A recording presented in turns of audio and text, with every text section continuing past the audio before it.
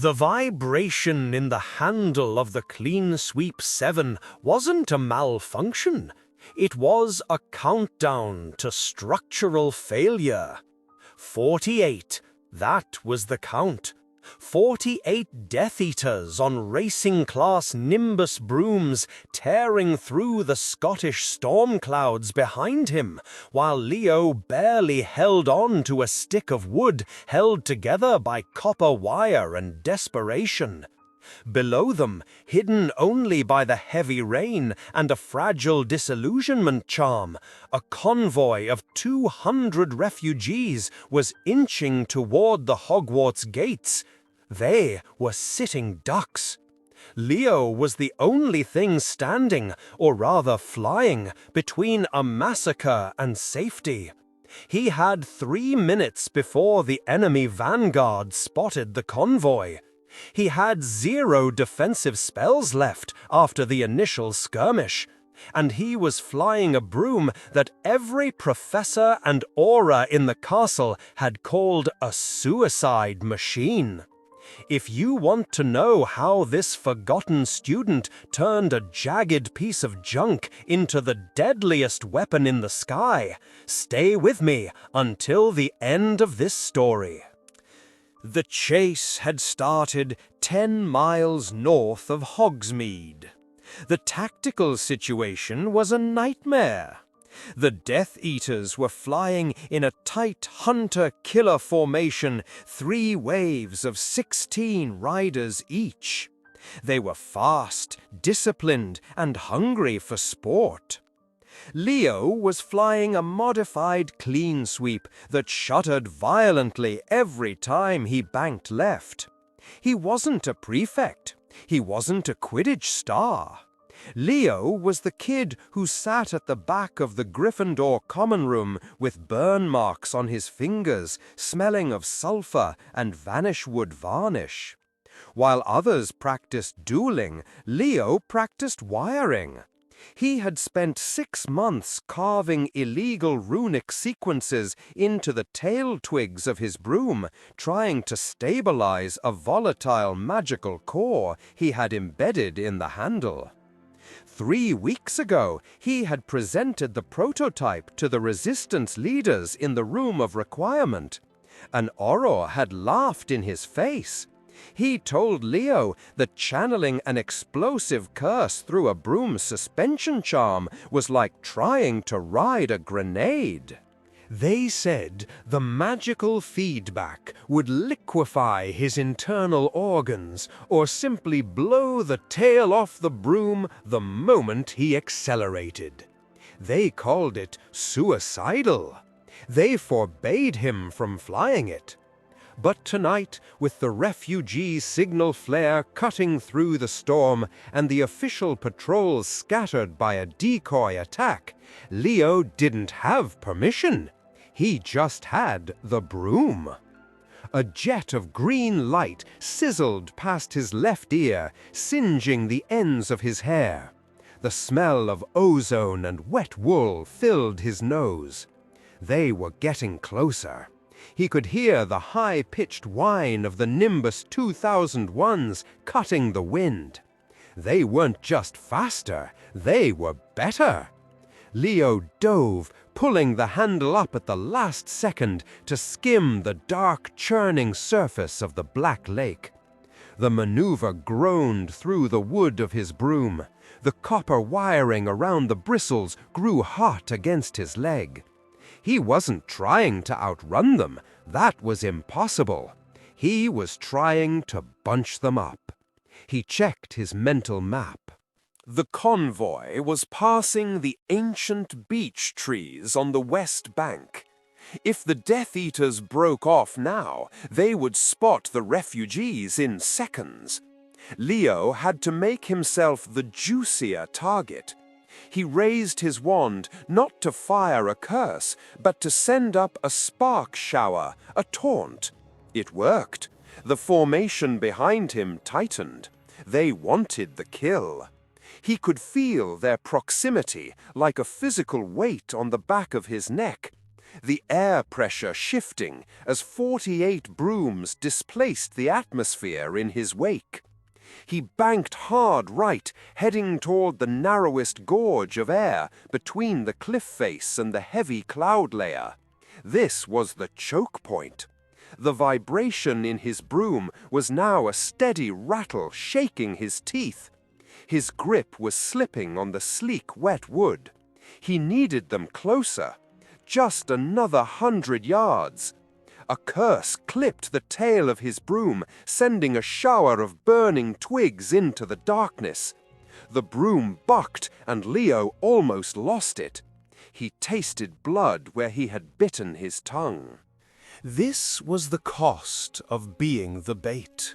You have to look catchable. If this forgotten legend of Hogwarts is already touching your heart, and you would like to help keep these stories alive, you can support the channel by clicking the thanks button below the video. Every little bit helps me continue bringing you more hidden tales of courage and magic. Leo leveled out.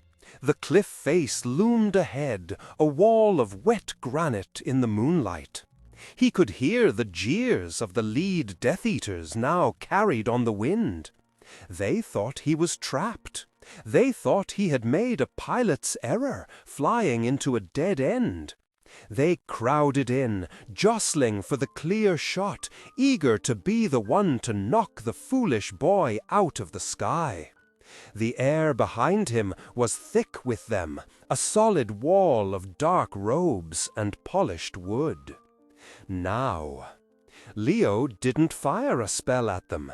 He slammed his hand down on the runic cluster carved into the broom handle.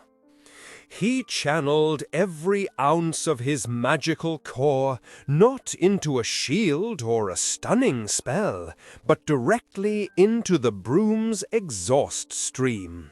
The copper wires glowed blinding white. The vibration stopped, instantly replaced by a high-pitched scream of magical overload. The theory was simple and stupid. A broom creates a magical wake, a stream of disturbed air that keeps it aloft. Leo's modification injected a delayed blasting curse into that wake. He wasn't shooting at them, he was turning the air behind him into a minefield. He pulled up in a vertical climb that nearly snapped his spine, the G-force draining the blood from his head. Behind him, the first Death Eater flew into the supercharged wake. The explosion wasn't a sound, it was a physical punch.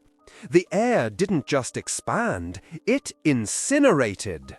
The first broom detonated instantly, its magical core reacting with the charged particles Leo had left behind.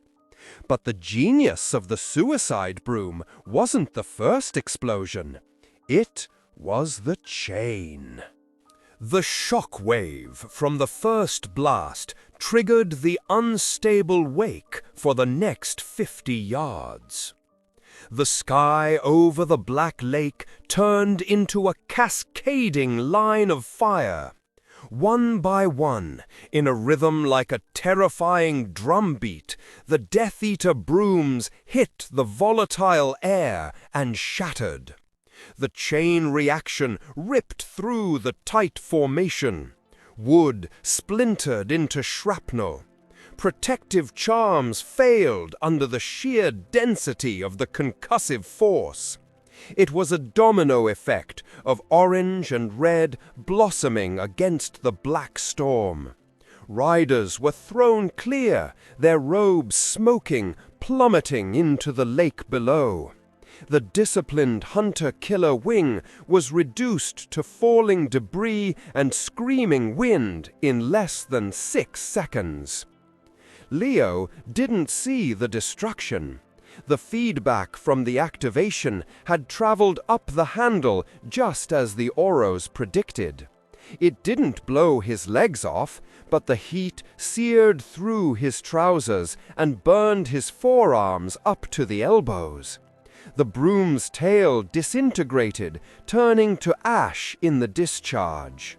He lost lift instantly. He was falling, spinning out of control toward the water, the screams of the defeated enemy echoing around him. He hit the surface of the lake hard, the cold water shocking his burned skin before everything went black. He woke up 3 days later in the hospital wing. The silence was heavy.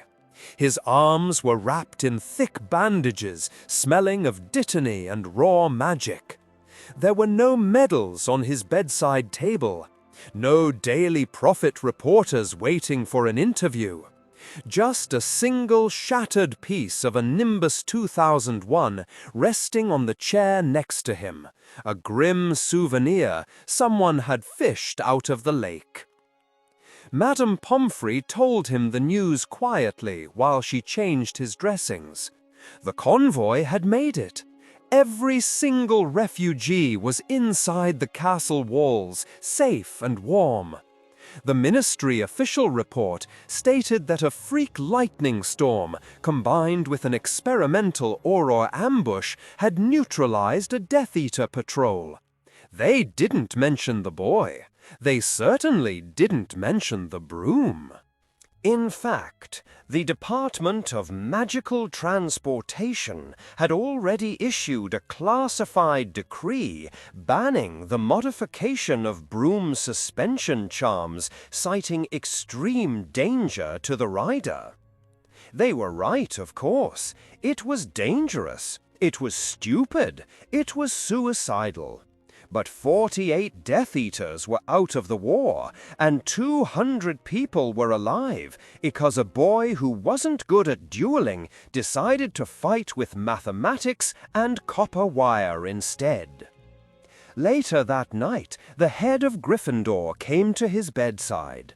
She didn't praise his recklessness. She didn't award him 50 points. She simply placed a small, heavy box on the table. Inside was a set of high-grade carving tools and a fresh block of goblin-wrought iron. She looked at his bandaged arms, then at the tools, and whispered that the castle's defenses could use some improvements if he felt up to it. If this forgotten legend of Hogwarts touched your heart, tell me in the comments, what would you have done in Leo's place? Like the video, share it with another Harry Potter fan, and subscribe to hear more hidden stories of courage, magic, and impossible odds. Sometimes the most foolish weapon is the only one that works.